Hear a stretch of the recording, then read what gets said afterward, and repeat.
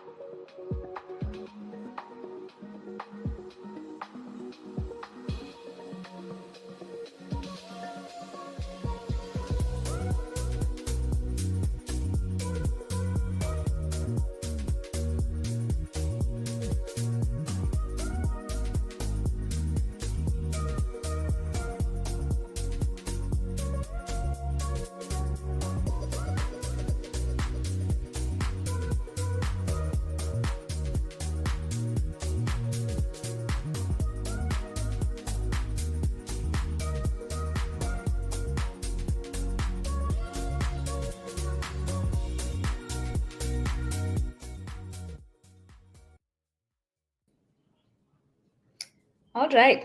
Good morning, good afternoon, good evening, everyone, depending on which part of the world you're joining us from today. We're glad to have you with us as we unpack this fantastic story on the AWS Qualtrics partnership. So feel free to add your photo, tell us a little bit about yourself. Be sure to add your questions in the chat box. And as we progress through this event, keep those questions coming in. So why don't you head over onto the stage where we will be broadcasting live in a few.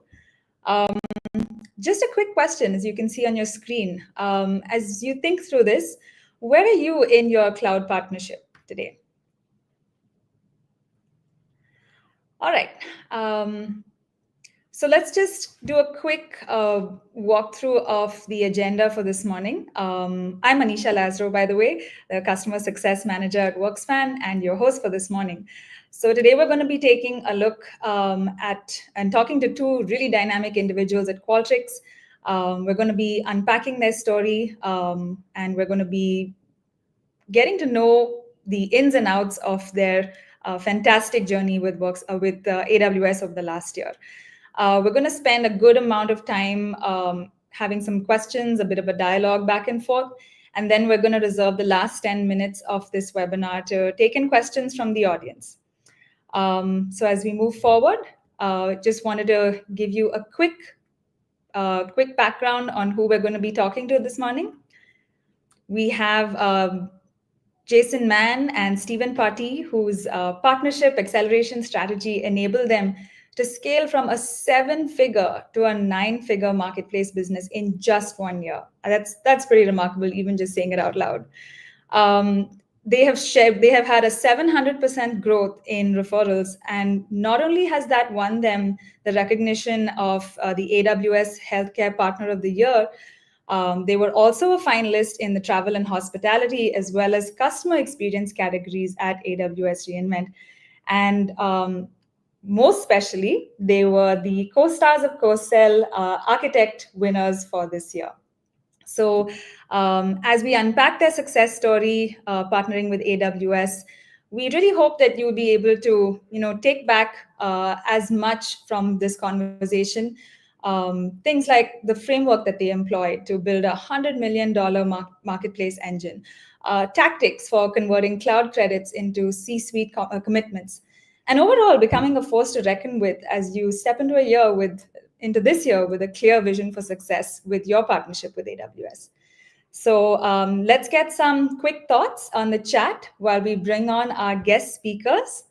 Here they are, Stephen Partie and Jason Mann. Hey. Welcome. Good morning. Good morning. Thanks for having us.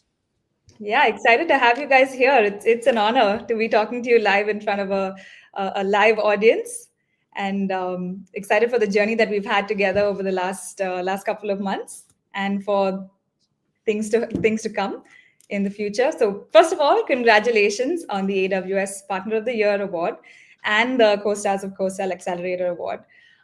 Stephen, could you tell us, what this recognition means to you and for Qualtrics?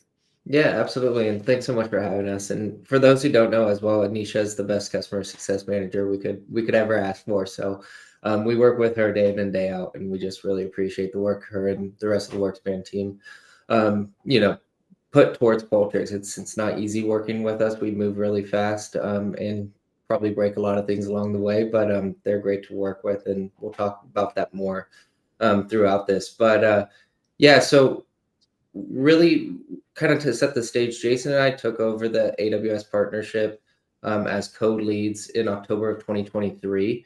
And we were given a really great foundation to say, like, hey, we know there's something good here. Go and try to tackle this.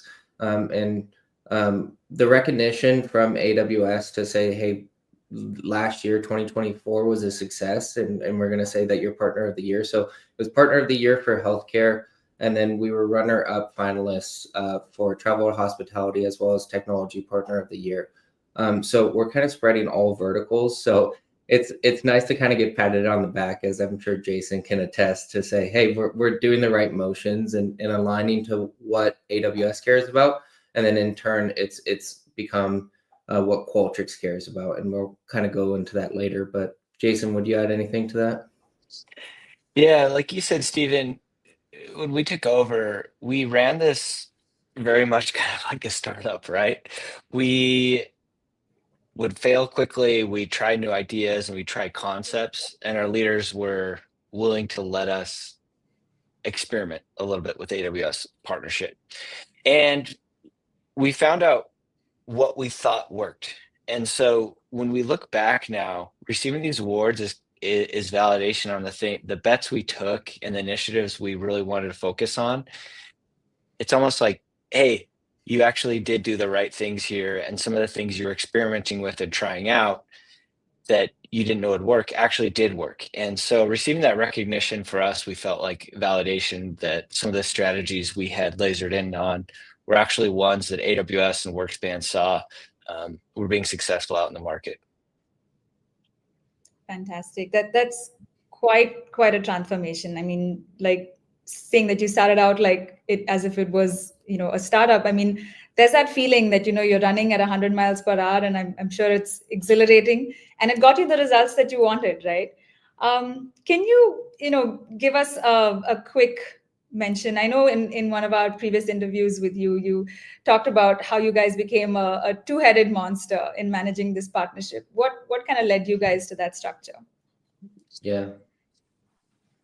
Jason, you want it? Yeah, sure. So going back, like unpacking a little bit, in October 2023, our leaders literally came to Steve and I and said, hey, we want you to work on the AWS partnership. We know there's a lot of success that can happen there. And they essentially told us to go and figure it out with not a lot of transition. And looking back, that was a very good thing, because we took the partnership and we boiled it down to first principles in the sense of what would make this partnership successful. And one of the things, and sometimes when you're the small player and you're working with a huge player like AWS, it can be overwhelming. So we went to the first principles, and one of the first things we did is we went and met with the AWS counterparts we worked with, and we understood what metrics and benchmarks they are looking at for an ISV to be successful in their ecosystem. Oftentimes, your intent is, I need to hit my numbers. I need to do my things. And we credit our leaders for giving us the ability to adjust the metrics and change how we were benchmarking the partnership so we could achieve the metrics that AWS had for us. And I think that was a very, very key moment for us early on in our partnership, is saying we are going to structure our partnership out the gate to show AWS that we can make them successful. We can make our counterparts successful. And as we mature and have a track record of success, we will have the ability to adjust those metrics to keep making AWS successful, but having them reciprocate back to us to helping us to hit our success metrics.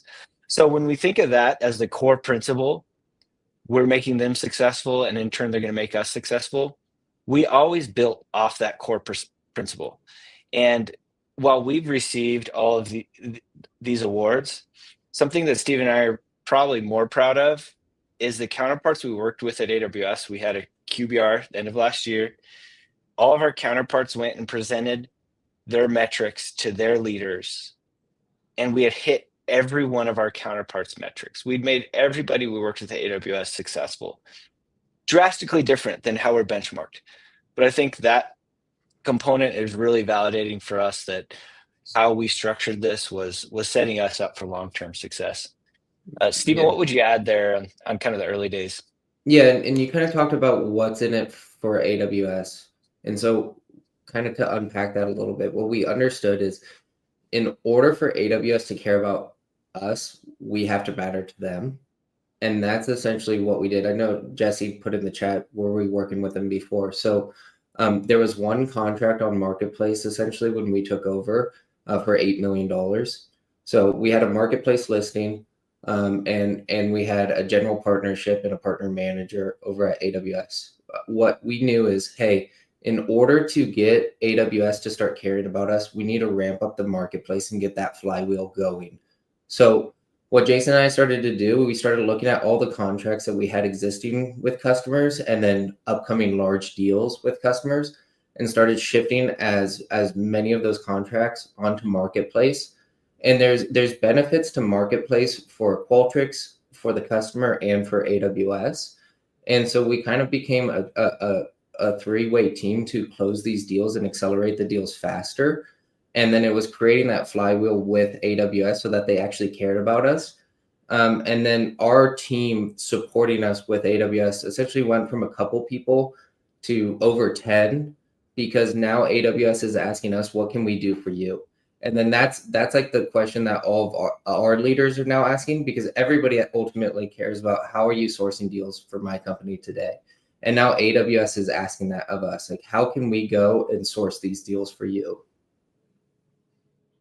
That's fantastic. I mean, we hear so much about, you know, the relationship that you need to be literally tied to the hip with the AWS PDM and the team. And this is such a good example of how you guys were able to, you know, work together to achieve this common goal, and everybody wins at the end of it, right? We hear so many of our customers talk about, you know, really partnering in this regard, and you got fantastic results. I have a question about, you know, if you could talk us through, both of you, how you chose to focus on specific niches, especially in healthcare, where you guys won Partner of the Year. Yeah, so essentially what we did, we knew we couldn't boil the ocean with AWS, and AWS had just verticalized into specific teams. So essentially we ran a playbook where we would put ops into ACE, which is the joint sales force between Qualtrics and AWS. We would run verticalized sprints. So, you know, we started January off with healthcare life sciences. The next month we moved to travel hospitality, and then so on and so forth, financial services, PubSec, etc. And so what we were really trying to do there is show them, hey, these are existing contracts that we have in place with these customers.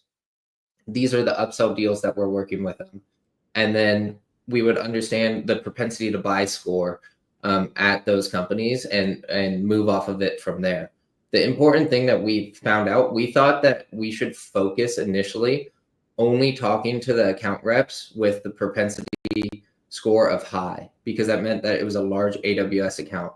But what we quickly found out is that we could actually leverage more resources, get more funding for the customer, and actually offset our own costs when the propensity to buy score was low. When the propensity to buy score was high, we could burn down their EDP and streamline procurement through Marketplace. So there was a benefit to both of those. And we just found the different levers that we could pull with our customers depending on the sales cycle that we were in. And so it was kind of twofold. It was run the vertical play, understand the existing contracts we have in place where we can lift and shift them into Marketplace, which makes AWS super happy, because for them, that looks like a net new contract.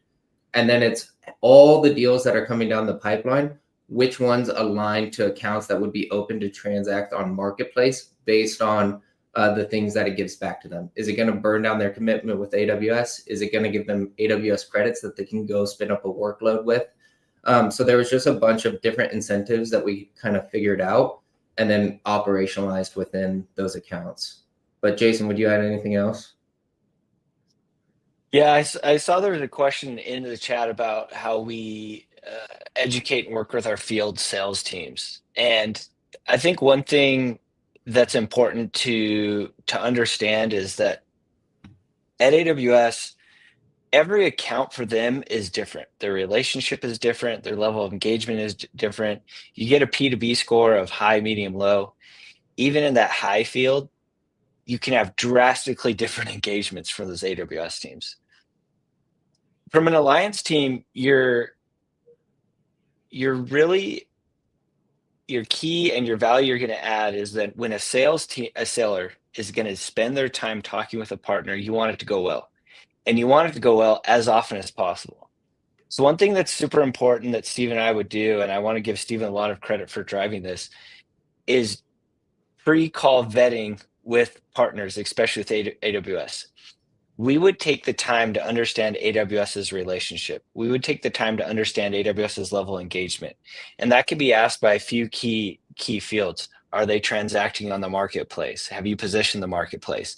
And understanding the customer's marketplace strategy will understand how you prepare your seller to meet with AWS. And so when the AWS account manager or partner sales manager meets with your account executive, it shouldn't be a shock to anybody how the conversation would go. Your AE should be prepped, the AWS, you should understand their relationship, and then you facilitate that introduction where they're conversing together on the account. And so that, I think, is super, super, super important. I can't emphasize enough that you try to vet these conversations before the call happens to understand if you should even introduce your AE. Of all the deals and the work we did with AWS, we did intro calls for less than 50% of times when AWS account managers were asking to meet with our teams, because we wanted to stack successes with AWS. We wanted to stack successes with our field. And sometimes you have to be ruthless about your prioritization on what deals you're going to co-sell on with AWS.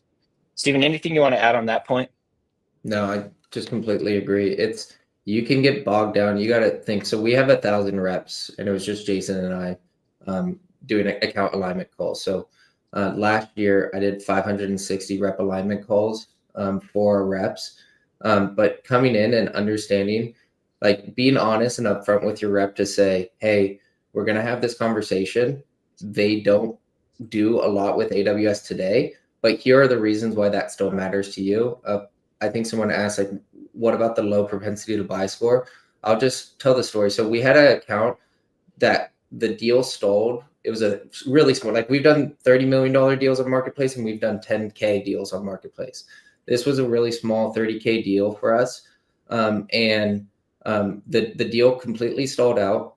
We went to the AWS team. They said, hey, they're currently buying $500 from us every year. And we said, hey, what if we took this through Marketplace? What kind of credits could we give back to the company?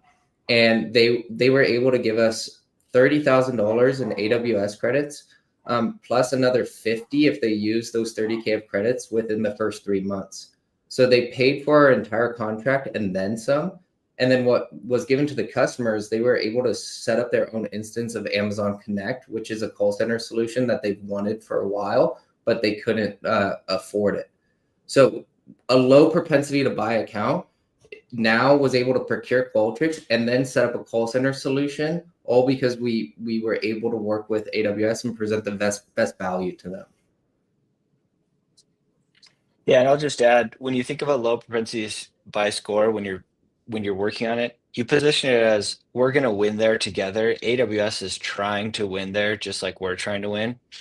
In the high accounts, think of it more, is our deal mature enough and is our value compelling enough to the customer that AWS is willing to sponsor us selling into that account? Because sometimes they're so massive and they have 10 dedicated resources from AWS. And so have you done enough to earn the goodwill of those teams that they're going to say, yeah, we understand your solution, we understand the pain points you're understanding, we understand the value you're bringing, and we're willing to help sponsor you selling into there. And so the strategies can be completely different in how you're approaching these accounts. Yep. And with the latter, and I know, Anisha, we're kind of going on some tangents here, but to the last point, with the latter, the way we view it and what we say is we create what's called landing zones, which is we sell to a much different buyer at Qualtrics. We sell surveys. When you get off on the flight at Delta and it says, "How was your experience today?" That's Qualtrics.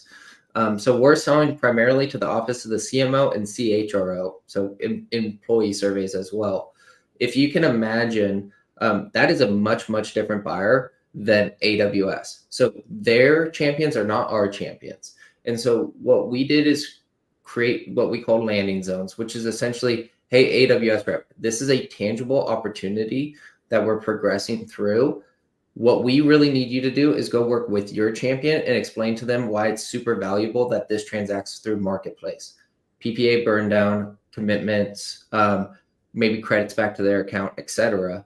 And then they create a landing zone, which is the CIO now reaching out to our contacts and saying, hey, this contract is super important to us. Let's make sure that this gets through Marketplace. And there's been multiple examples where the procurement team actually proactively reaches out to us and says, we know Qualtrics contract is coming down the pipe. We're excited for it, and this is going to take place on Marketplace. That really excites our seller teams because now they've just got rid of a hurdle, maybe the biggest hurdle, which is procurement. Fantastic.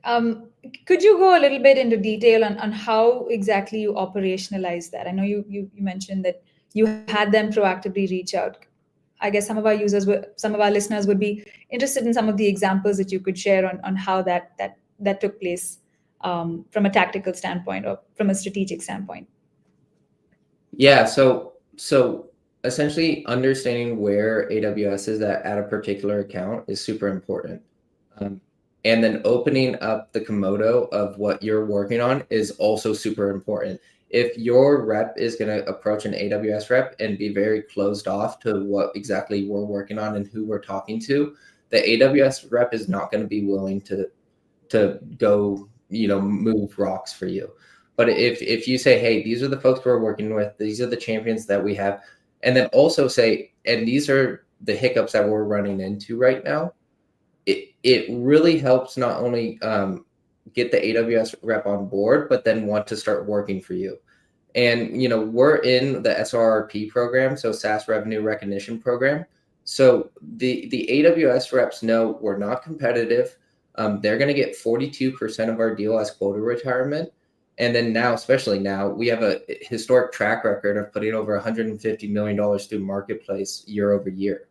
And so they're all in with trying to get our deals to go on Marketplace because they know that they can get quota retirement when our deal closes. So that's kind of the lever that we're pulling with AWS for them to go work in the background with us. In addition, we're huge users of the MPOP program, which is the Marketplace Promotion Program, which is that every other quarter, we're able to give discounts in the form of 1% to 2% back of our total contract value to our customers if they procure on Marketplace for the first time.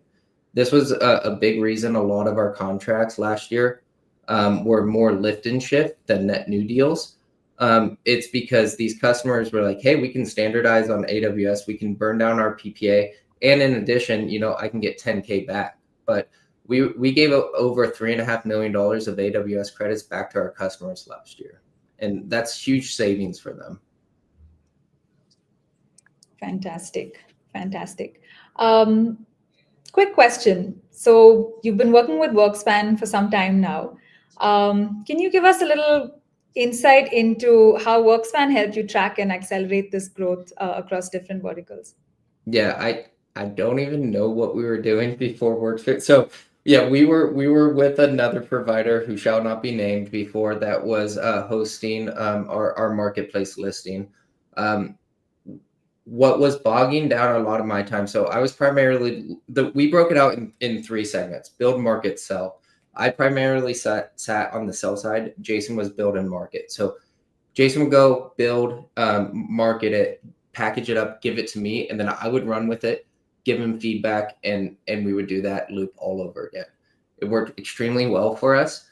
What was bogging me down and what we understood is putting ops into ACE was just continuously a pain. It was hours, 20 plus hours of my week was just a rep saying, hey, I want to connect with AWS on this account. Can I talk to, can you put this off in the system? I would have to go in there. It's a 10-minute process. It's now a 10-second, if that, process. And that was because of workspan. So eliminated 20 hours of my week is huge, and then allowed me to double down on the co-sell motions is one part. And then when we were finally getting to the marketplace stage, what we were realizing is we were sending these private offers to folks, and we were having a really difficult time actually getting them to accept the private offer, because they would just get a random email from a global lead of AWS at Qualtrics saying, hey, click this random link and accept it. What actually really helped us was not only how easy it is to create a private offer in the Salesforce instance, but simultaneously having a more automated and formal email going out to the customer that has the private offer there. It looks a little bit more formal. We've had a lot bigger success rates with customers accepting within the expiration period because of that. So I would say it's both things. Co-sell, it's literally tens of hours back to both Jason and I. And then it's also getting customers to accept when we finally do send the private offer to them. But Jason, anything you would add? Yeah, it of course answered our scaling pains, but one of the programs we run, I think that, and it goes on the questions previously that Workspan really helps support, is we try to run an early attach program in the sense that with AWS as a hyperscaler, they're not going to be competitive against our partners that are delivering and implementing our solution. And so we can attach AWS across a wide swath of our deals. And Steven's actually working to implement a program that will alert sellers when they're opening new opportunities that a customer that they're opening opportunity with is transacting on the marketplace, or that they have a high P2B score. And so we're trying to attach deals early to AWS so that our sellers can get on the phone with AWS account managers, understand what AWS's relationship is, get intel, influence, introductions, and then continue on their deal. Where Workspan really has helped solve for this is when a seller opens these opportunities, we can instantly send it to AWS through the integration, get the P2B data, get details on AWS's relationship, so we can get a fast follow to those sellers on if they should be engaging with AWS very early in their sales stage. And this is where we see the biggest benefit. This is where we say we're attaching early, we're co-selling early. 10 months down the road, AWS has spent 10 months creating a spot for our deal to land. They've carved out budget in their private pricing agreement with the CIO that we can then actually transact to the marketplace, but also we have the budget aligned with the account teams that they're going to buy our solution, because we've all had the situations where, yeah, they want it, there's just no budget. We should be finding that out as early as possible, and the marketplace is one of those avenues we should explore to say, do they need to carve budget for us 10 months before we're at the close stage of our deal? Yeah, and then one other piece on how Workspan helped us is now that we've alleviated a lot of the manual processes, we've kind of gone into with you, Anisha, where we're viewing Workspan a little bit more as a consultant because of the data that flows through Workspan between our two platforms, ACE and Salesforce. And so now when we're on our monthly business reviews, it's more like, hey, this is what we're seeing. This is the referrals that Qualtrics is getting this month. How are you activating them? What's turning into tangible opportunities? What are you sending to AWS? What's turning into tangible opportunities working with them? And so we've kind of shifted from drowning to being a lot more proactive, which is really hard to do when you have a small agile team working with a really large AWS. So true, so true. And I've thoroughly enjoyed our MBRs together, looking through the data, looking through the metrics together, month over month. And I honestly have learned so much about the way you guys have grown such a wonderful partnership with AWS. Let's shift gears a little bit here. Can you talk us through your vertical sprint strategy? How did you structure these sprints? Yeah, so we were it's shifted a little bit this year because SRRP revenue can only be given when a deal goes marketplace. But what we understood is last year it was even if a AWS rep just knew about the deal, that they could get SRRP revenue. So it was about getting as many opportunities in ACE as possible, and making sure that the rep knew we were working on this particular deal. They would always reach out and say, "How can we help?" etc. But because we are always putting deals into ACE with deal support, we were creating a load of goodwill within those accounts when they were closing. So we had our renewals that we knew we're going to for sure close, and then we would also put in the open op that we're working on for an expansion and co-sell opportunity. So we were getting the AWS rep paid on that initial deal, and then saying, "Hey, we've obviously done the work and closed with this account. We have this expansion. Where can we now move forward and work with you?" And by being a little bit more verticalized, we could actually go towards leaders and get them on board with these sales plays. So Jason and a big shout out to Gotham as well. We did a really good job elevating our conversations past just like managers, but more towards heads of the industry, that would allow us to come in and talk during SKOs. Like, for example, I'll be tomorrow meeting with the travel and hospitality team at their SKO, and then being able to disseminate that message down like, "Hey, we're winning at these accounts. I just put in 500 opt in ACE for you all to view. Where you think we should be going marketplace, where you think we should be co-selling together, where can you grow?" Is all the conversations that we're having with the teams. And then it's really easy when we're hopping on those rep alignment calls, because now we're not explaining what Qualtrics does. We're saying, this is where we're at in the particular account. This is who we're speaking to, and how can we move forward together? So it just kind of changes the narrative of the sprint, and being verticalized like AWS is helps you be very focused and work your way up the teams. Fantastic. We have a question from the audience.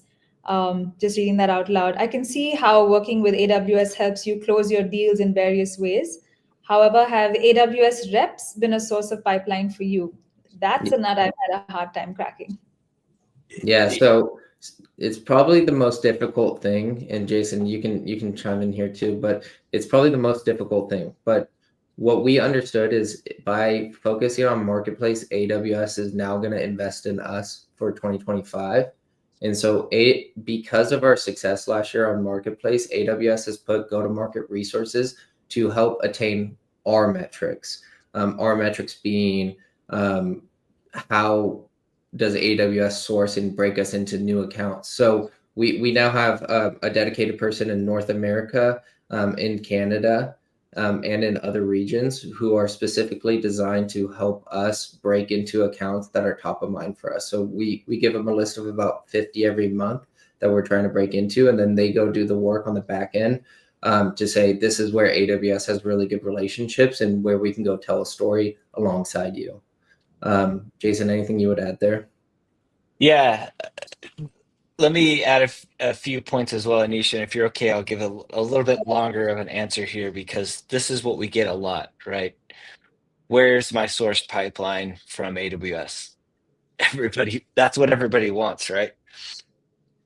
Wherever you're at in your marketplace journey, there's a couple of there's a stall points, or just your AWS partnership.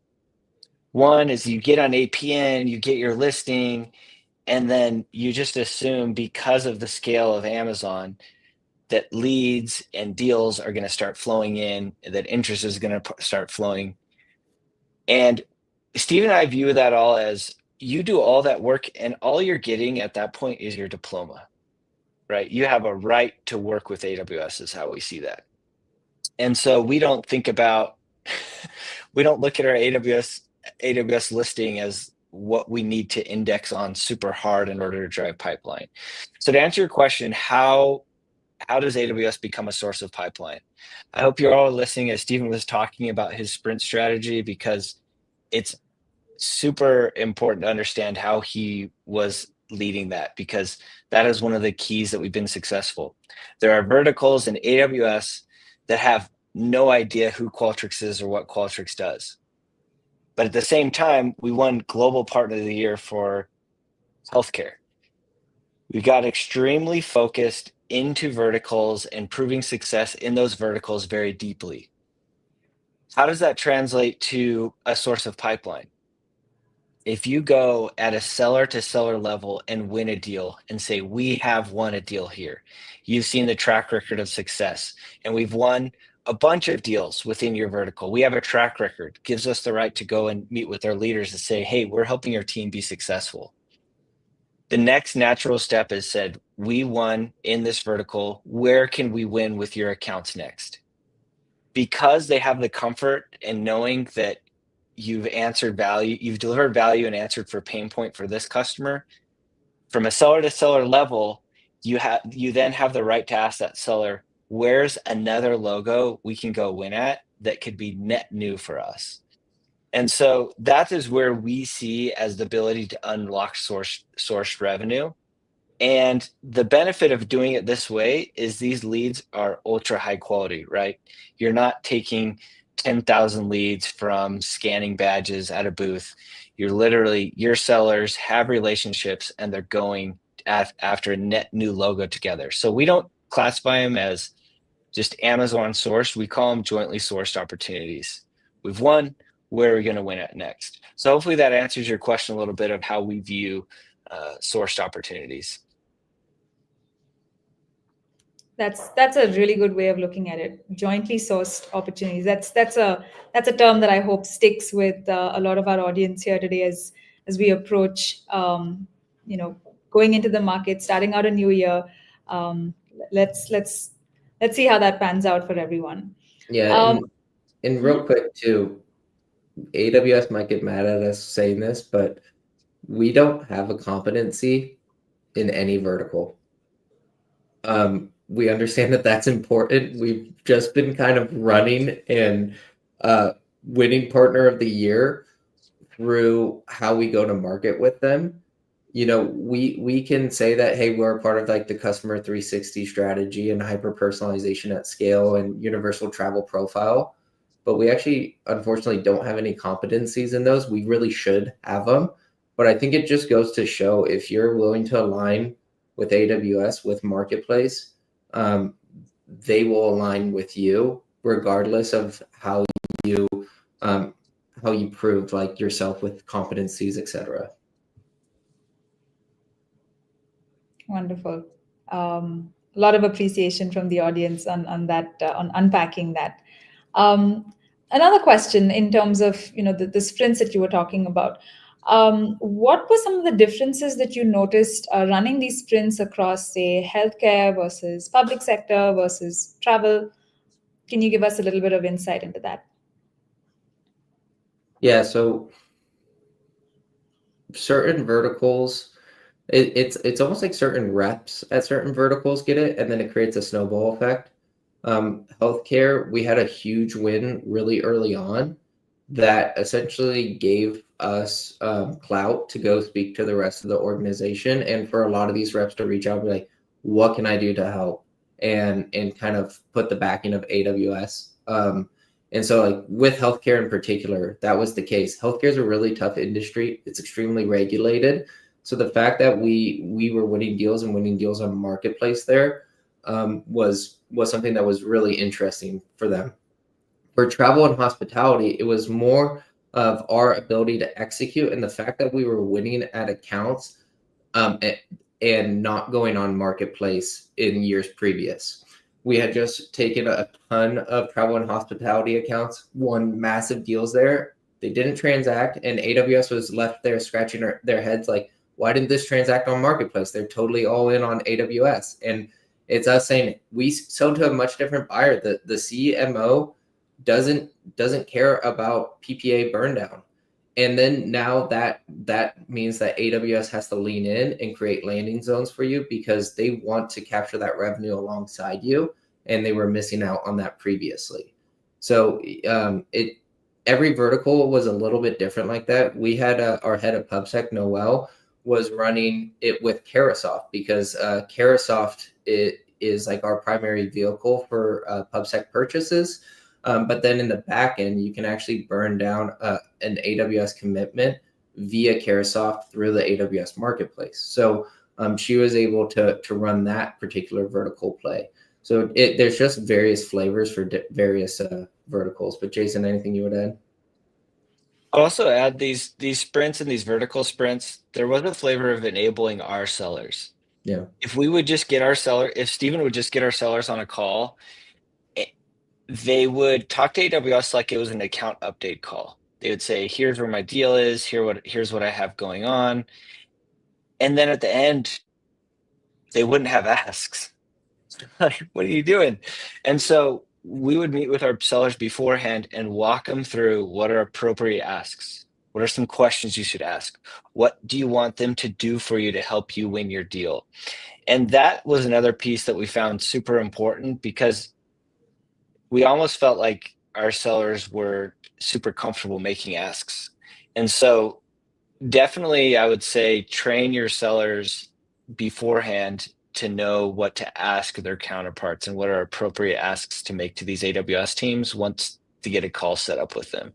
Yeah, it almost seems too good to be true when you say the AWS rep is going to get paid 42% of your deal as quota retirement for helping you. And they say, well, I don't want to lose out on that quota. And it's like, no. AWS is paying that to their reps. This doesn't come out of your pocket. We are completely built on AWS, so they're here to help you. It almost sounds too good to be true. And so there's that aspect to it. And then there's the long game aspect to it, which is these AWS reps have probably been on this account for 3 to 5 years for their really long-standing strategic customers. And that's really, really important for them to understand customer value because they really do sell customer value first. Understand the customer value that you're going to sell and make sure that you're well aligned with the 3 to 5 year vision of that account, and then they will start helping you. So it might take 2 to 3 calls before they start making sure that the CIO knows about the Qualtrics contract, stuff like that. But it's just a slow burn and making sure that you continuously update them. So certain reps get it, some don't, but we've had success over a lot of accounts because of that. Someone asked in the chat too about SI partners. We have a single SKU on Marketplace. So anything that's on our order form, we're able to do a single Marketplace transaction for. So if our SI partners end up being on our order form, we can put that through Marketplace, or we can have our SIs either go direct or through Marketplace. It just depends on what the customer prefers. Yeah, and then answering on SI partners, and there's a question earlier about like, what do we do when I think as a retail company doesn't want to transact in the marketplace? I said this before, we ignore probably 75% of the good ideas that we could pursue. There's a lot more than we can do, but we just get ruthless. If it's like, hey, they're a little bit competitive with AWS, just kill it and move on to another account. Don't focus on that. As well as like triangulating with SI partners. That's a stage we're focused on right now. Last year, we had no focus on working with SI partners in the sense that we were just helping our accounts close, and the SI partners would be in that space as well. AWS has a program called the Partie Initiative to work with SI partners, but unless you're pretty mature in your AWS partnership journey, that's probably where I wouldn't focus a lot of time on success and failure there, because the first thing is building the track record of winning with AWS just as an ISV with AWS. Mm-hmm. Yeah, so kind of to break down the team structure. So AWS views partnerships from build, market, sell. So for Jason and I, Jason was build and market and I was sell. Those lines get very blurry very quickly with just the way that Jason and I work together. Then we had Christina, who was our head of marketing. She covered all partner marketing though. So a lot of her time was dedicated to AWS because of our market development funds that we had, or MDF. So she had the way of paying for things, which was really handy. But then we had Noel in public sector, and then we had our executive sponsor, Gotham. And so it really was a lean, mean team, if you think about it that way. And then we also had what could be seen as PSMs that were based in EMEA and one in APJ. They also handled a bag of other partners as well. But it depends on your size. We obviously have 1,000 salespeople, and we were able to operate it with that team. With a smaller team, I think one person dedicated with a sales mindset could be plenty. But the more that you dedicate to AWS, the more that they'll pay back as well. I think Workspan was the critical component of allowing us to maintain this as a two-headed beast and not having to scale a ton of people under us. So the more dedication that you're going to give to a software like Workspan, the more effective that your small, lean, mean team can be. Yeah, Lovely. and add one more point there, Steve, on Steve and I being a two-headed beast. We're pretty unique in the sense that like we blend our roles and we just have aligned the core principles we need to hit, and we figure out who slots in the best for those things. So it is fluid, but I will say, like what Steven said, you have to have an executor that's out in the field, and it can't be a PSM with 5% of their time dedicated to AWS. AWS is too big, too complicated. The motion takes too much learning for a fractional PSM to get it. You need somebody highly dedicated to the AWS sales motion and is out there in the field working to help your teams win. The second piece is the role of like managing the AWS partnership. You have to manage what your reinvent strategy is, what your co-development strategy is, what marketing initiatives you're going to go off of. And these two roles are going to educate each other on what's working out in the field. What are things that AWS sellers care about that if we go and co-innovate and build together, that 6 months down the road, that's going to resonate with the AWS field as we continue to mature and evolve how we're selling together. So that's a little bit of feedback on just how Steve and I operated as a two-headed beast, so to speak. Yeah, constant communication is what I'll say. Jason and I probably talk to each other 30 times a day and then text when we're not talking to each other directly. Yeah, you guys were totally in sync. I could see that when we got together once a month. In fact, showing up in the same attire, unplanned. One of those funny instances I remember. Just a question on, you've talked so much about things that you learned in this journey over the last 1 year. I mean, the motion was so quick. The way you guys were scaling was so quick. How are you leveraging these learnings and Workspan to drive your future strategy? Yeah, so I think Jason touched on this. The biggest thing for us was delete as much as we possibly can. There's as the partnership ramps up, they're gonna throw a lot more at you that you should be doing and things like that. Know that gold standard for AWS is marketplace, and then there's a gold standard internally within your organization. So as long as you can work towards what AWS cares about and what your business cares about, it just becomes that much easier. But for us, the main flywheel that we were continuously working on was the marketplace one, because then all good things kind of came from that. Excellent. Jason, do you have something to add on to that?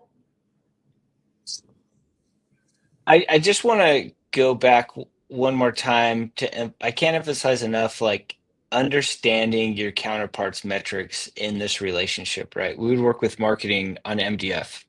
The metric that one of our marketing people cared about at AWS is PSQL, partner sourced qualified leads. Steve and I could care less internally about our metrics about partner sales qualified leads, because all we were focused on is conversion at the end of the funnel. And so we knew in order to get more budget and more investment from AWS for our marketing team, we had to go and spin up initiatives to drive partner source qualified leads. And we built strategies in order to build that.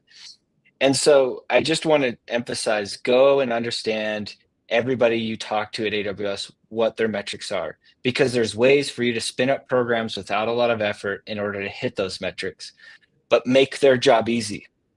You make their job easy, they're going to want to work with you more and more and more.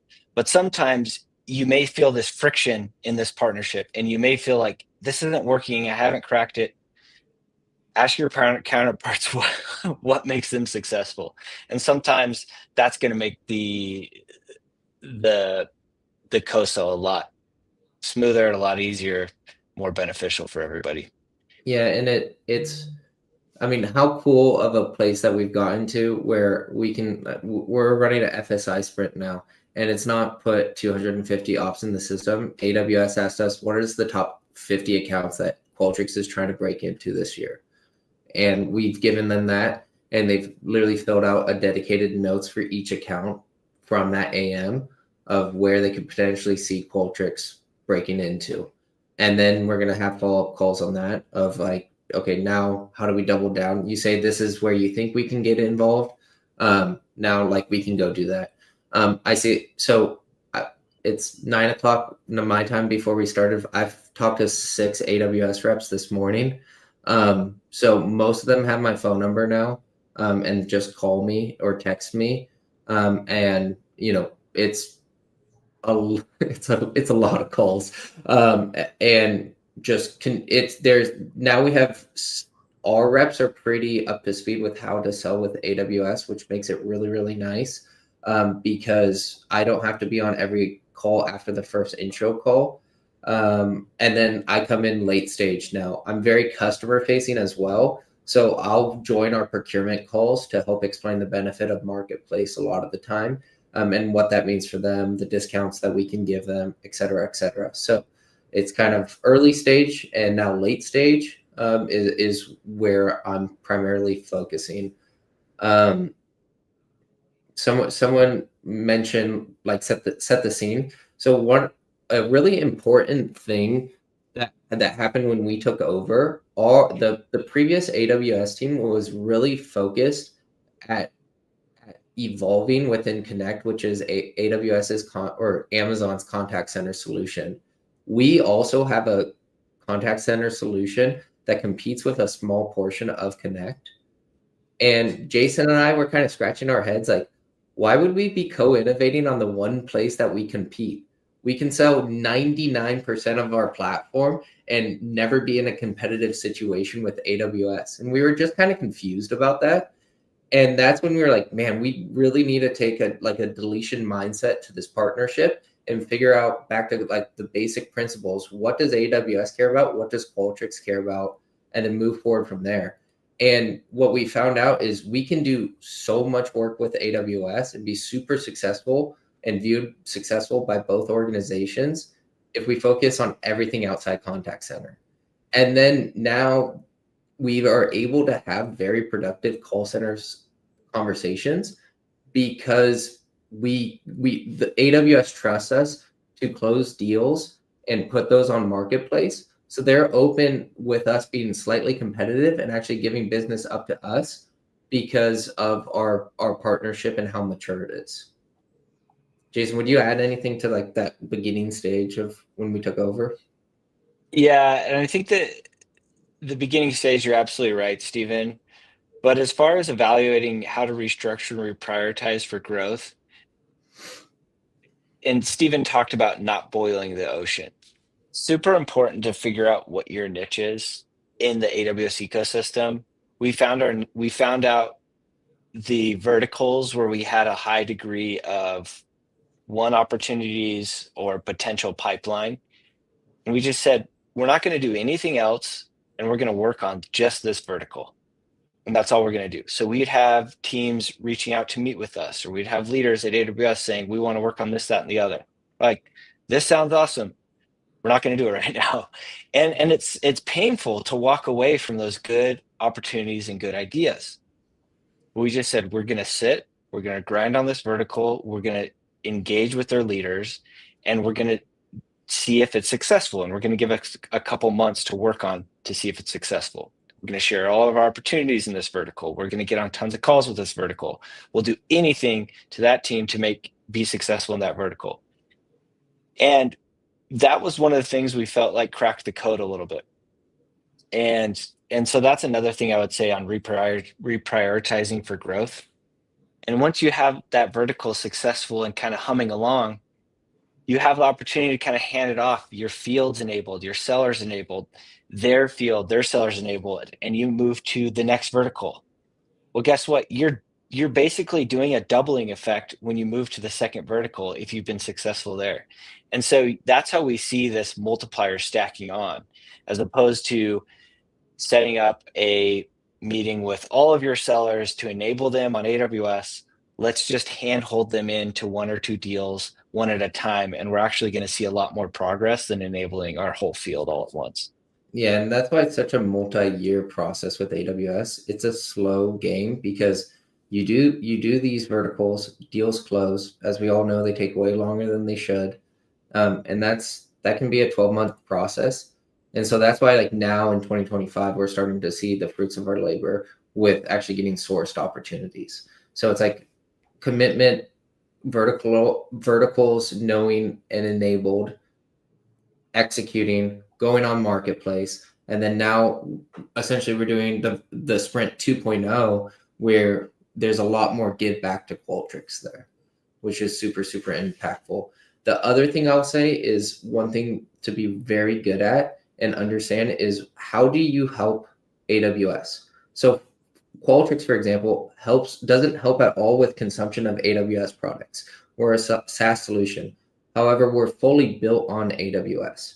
So that's super beneficial to explain to an AWS AM. Hey, we're not going to help you consume. We're not going to help the customer consume any more AWS products, but we are completely built. We're a marketplace first organization, so you're going to get 42% of our deal if this goes marketplace. And we sell to a much different buyer, so we're not competing for budget at all. However, where we could use your help is connecting our buyer with the CIO so they understand marketplace. And so it knowing those little things that you can pull that helps build champions within AWS for a particular deal is super, super important. And what Jason and I were able to identify really early on with taking it over is like, this is what AWS partnership as a whole cares about. This is what an AM cares about. This is what our seller cares about. And then this is what our partner team cares about. And just trying to hit all those metrics across them all, we were very successful at. Fantastic. We'll take one more question from the audience. You mentioned transforming procurement into a proactive partner. Can you share specific examples of how much faster deals close when procurement reaches out versus traditional paths? Yeah, so we had a deal, an RFP that was won with a large pet company, and the AWS rep essentially said, once you win the RFP, let us know. And so as soon as we won, we reached out to the AE. We said, hey, we've won the RFP. He said, great. Couple hours later, we get a note from the VP of procurement saying, hey, congratulations on winning the RFP. Just a heads up, this will procure on marketplace. And from there, it was just the time it takes to get the legal done. And then we've already have a champion in marketplace. We did the same thing with two massive healthcare deals where with the same AWS AM, a guy's name is David. He's amazing. And he just understood, okay, if I can get the CIO on board, then he can get the procurement team on board. And so what he would do is he would position credits. We had a couple $10 million deals, We say, hey, we'll give you $100,000 of AWS credits if this ends up going on marketplace. That obviously the CIO is like, we'll do anything to get that money. Now he's talking to the procurement team. Procurement team's reaching out to us and saying, hey, we got to get this deal done by this amount or by this time, because these credits go away at the end of the month. So now they're a timeline-based close to accept our private offer and execute the order form as well. And to add to that other healthcare deal, this same rep talking to early alignment, we met with this rep early, helped them understand what we were positioning and when we were helping the customer be successful at. So that rep agreed to kind of be a sponsor of our deal. And guess what? A couple weeks later, the CIO handed the list to the AWS account manager, this rep, all the products that they currently had and all the products that they were looking to buy and what they could consolidate onto the AWS marketplace. Because we had aligned early, this AWS account manager didn't have to have a call with us, figure things out, and spend all that time. He said, hey, I know Qualtrics. I know you're in a sales cycle with them. They're a great product. I've met with them, and you can buy this on marketplace, and here's the deal we'll put together once you're ready to close this. Our seller went and continued their selling process. The second they got on the phone with procurement said, we've already met with the CIO. We're going to buy this on the marketplace, and we're good to proceed on this contract. So taking what could take 4 months of negotiating and going back and forth with procurement, AWS had done all the work to let that deal close once we had won our selling cycle. Yep. Amazing. We're up at time right about now. I just want to thank you guys. This was so insightful and so practical in so many ways, to see how aligned you are with AWS's plan to have everything on the marketplace, and it wasn't like a tussle that you had to deal with, but being completely aligned with that vision as well. And thank you to everyone in the audience. These were really great questions, really helped unravel some of the mysteries to working with AWS, some people say. But someone once said, great companies are built on great teams. When everyone is aligned and pushing towards the same goal, there's no limit to what can be accomplished. Stephen and Jason, it's been a pleasure. And on behalf of the whole team at WorkSpan, thank you so much for joining us today. And we look forward to achieving a lot more success with you in the year ahead. Thank you to our wonderful audience, and I wish you guys the best for the week ahead. Thank you so much, Anisha. And it's built on great software too, is what I'll say. So thank you to you and your team. We really appreciate it. Fantastic. Thanks, everyone.